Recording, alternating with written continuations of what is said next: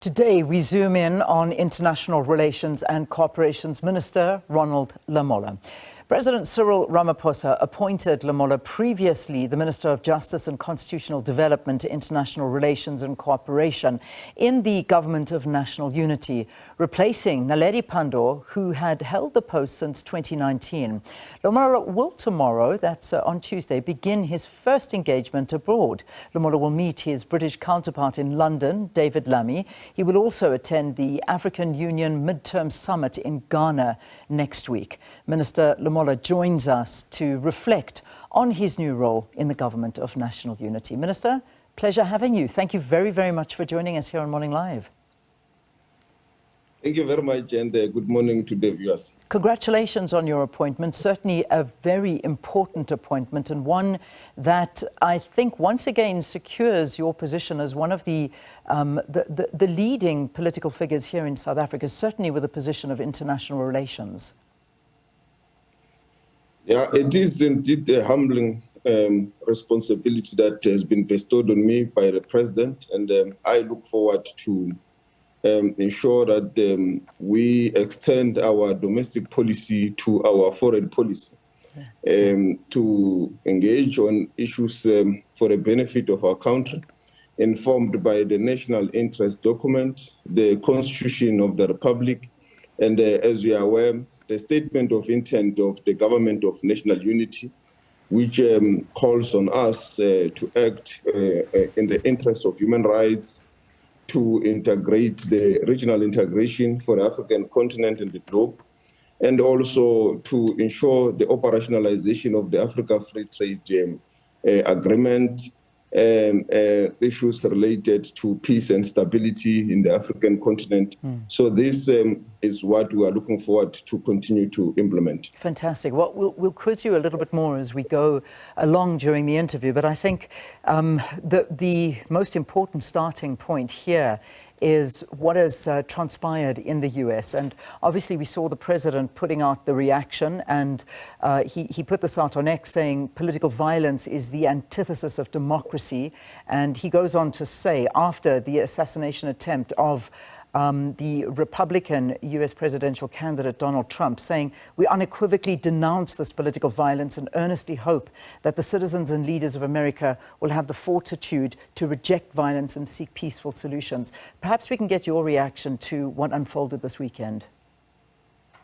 Indeed, on behalf of the South African government, we condemned, with the contempt it deserves, this assassination attempt, and condemn any form of political violence in the US or anywhere in the world. We believe that democracy should be able to allow superior logic to reign supreme. They must contest elections on the basis of superior logic, on the basis of preferring whoever that they may want to elect in the US, but not through the barrel of a gun and not through violence. And such act should be condemned, should not be allowed in any part of the world. And we are therefore in sympathy with the people of America, and hopefully they will find a peaceful solution and ensure that the elections are free and fair and are contested in a manner that it's in line with the universal human rights, and to allow for free and fair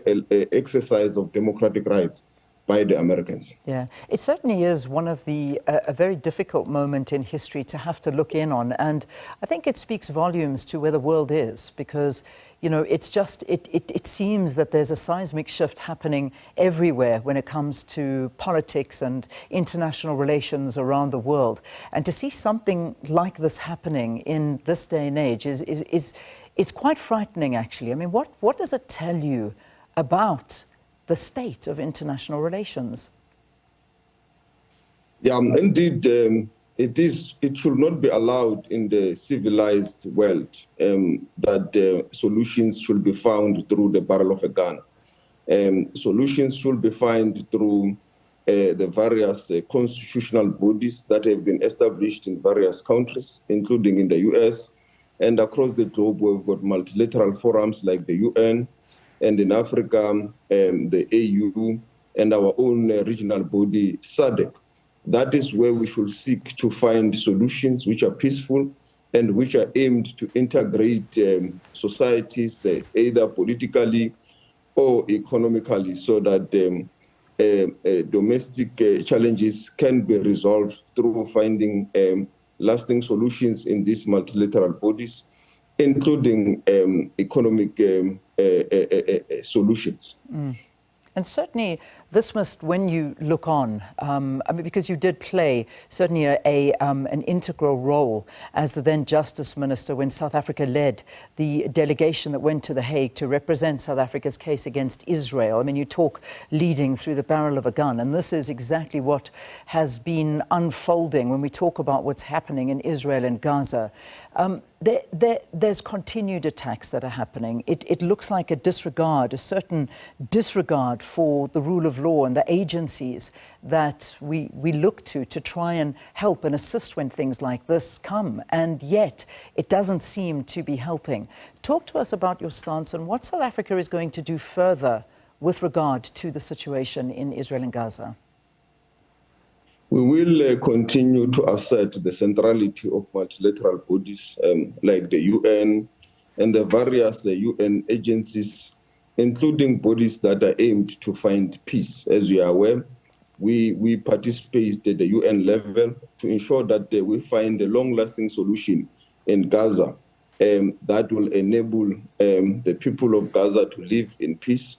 And where that fails, we then resort to the UN organ, which is the ICJ, to assert the human rights of the people of Gaza, to ensure that they are protected as a nation and to find and be allowed to preserve their self-determination.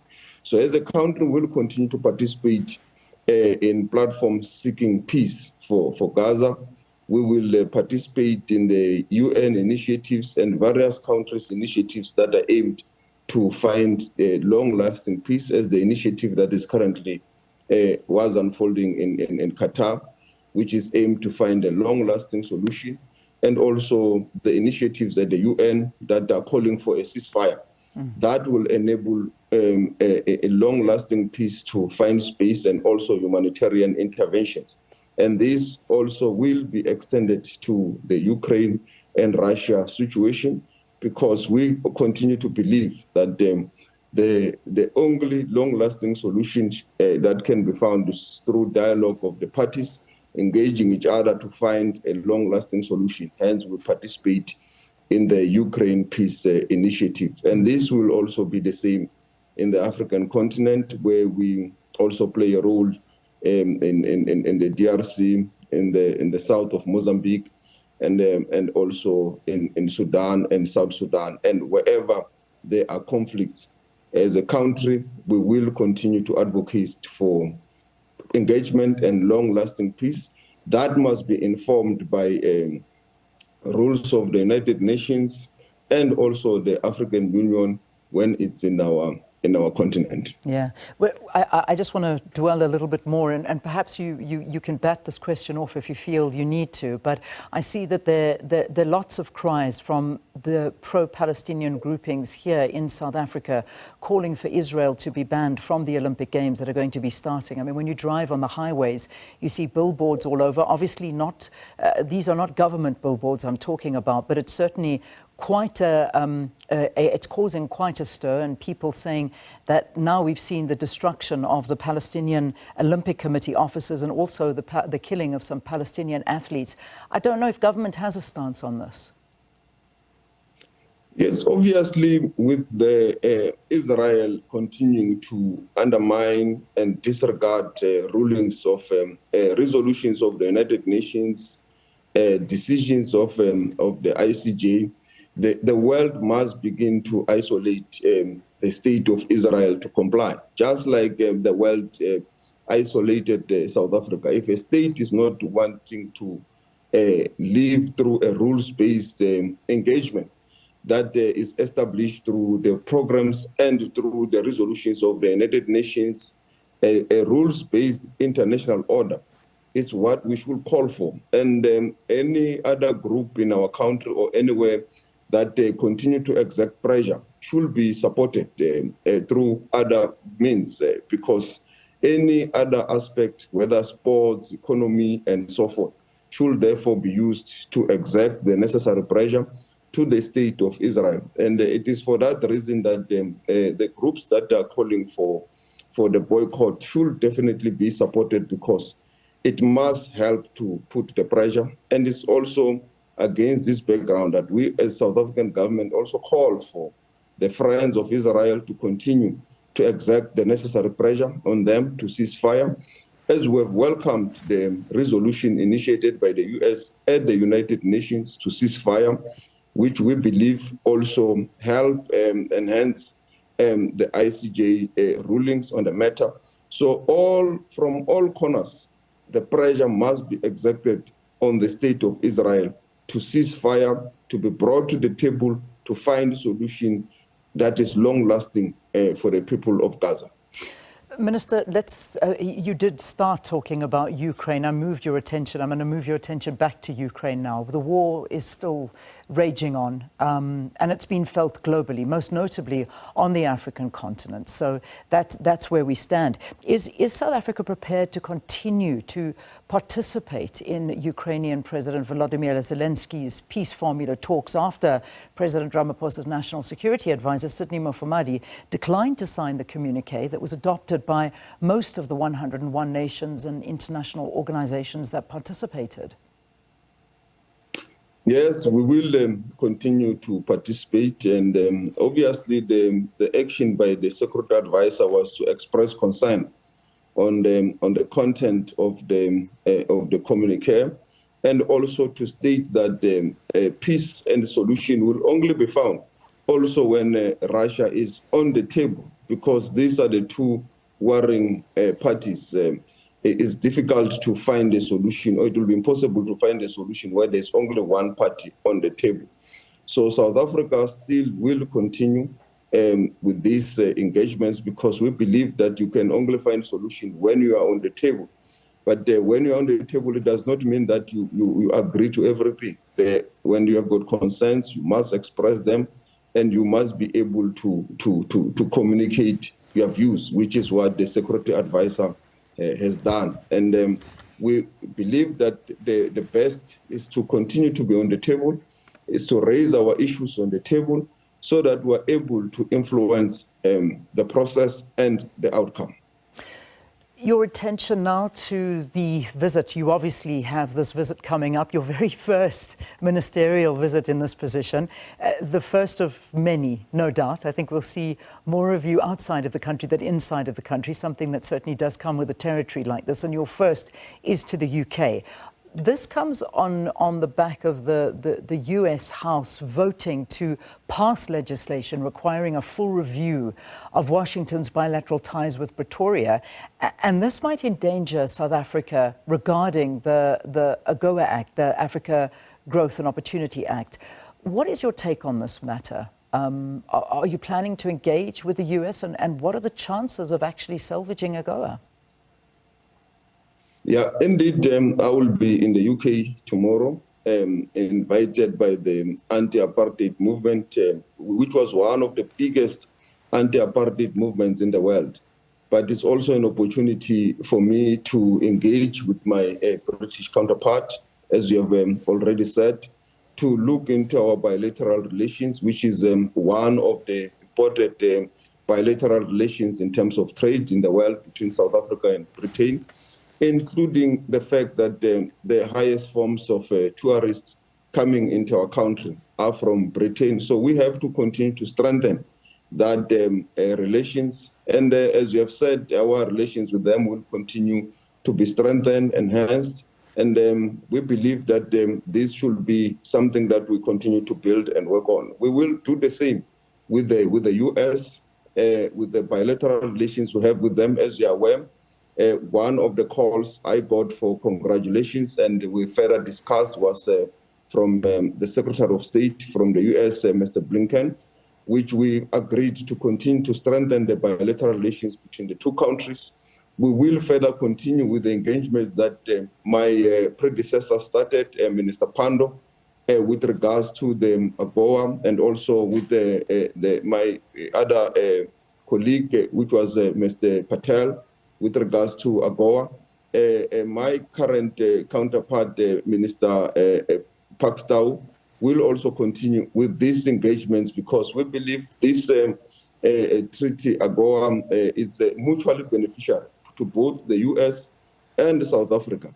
And its importance helps our economies, both the U.S. economy and the South African economy, because it's a two-way engagement where we benefit and the U.S. also benefits through some of the minerals that we export to the U.S. Yeah. So it's a mutual beneficial relationship which will continue to strengthen with my counterparts, currently Minister Dow, Trade and Industry, and also the Minister of Finance. Minister, what about the elections in the U.S.? Obviously, the Democrats are, a lot more softened to South Africa's stance on different political issues. We won't get into them, but I think it's a lot of what we've already spoken about during this interview.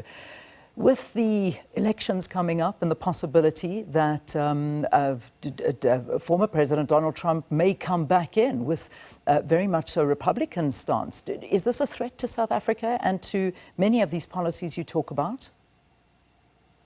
As you are aware, our engagement with regards to AGOA was even the treaties were bipartisan. They came through both the Democrats, congressmen. So we will continue to engage both the angles and all sides who are members of Congress and the Senate. So we will also continue to engage the Democrats and the Republicans on the matter, which my counterparts have already started. We will continue on that foundation.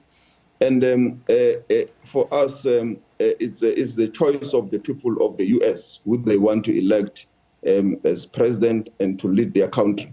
We will continue to engage with whoever that is elected at the level of bilateral, at the level of agreements that both parties and both countries have. And we believe that should not be disrupted because it's based on bilateral agreements that have transcended generations for decades since South Africa's dawn of democracy. Finally, Minister, as I let you go, I mean, speaking to you, it certainly seems that not much has changed in terms of policy for South Africa. You're coming in, filling in big shoes. That's one of the things I think you're fully aware of.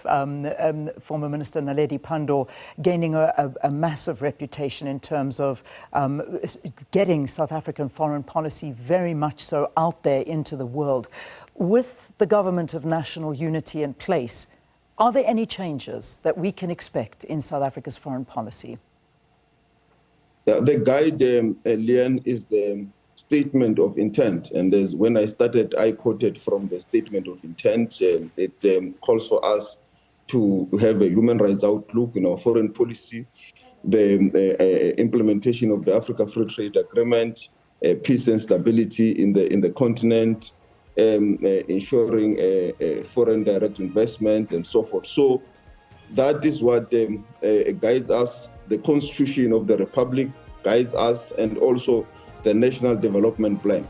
So that is what we will continue to implement. The South Africans Foreign Services Act, also as an anchor legislation for the department, it's what is currently guiding us. So unless there is any other legislation or policy changes that may come. But at this stage, that is what we implement, informed also by what I've said, guided by the statement of intent. So our foreign policy remains intact.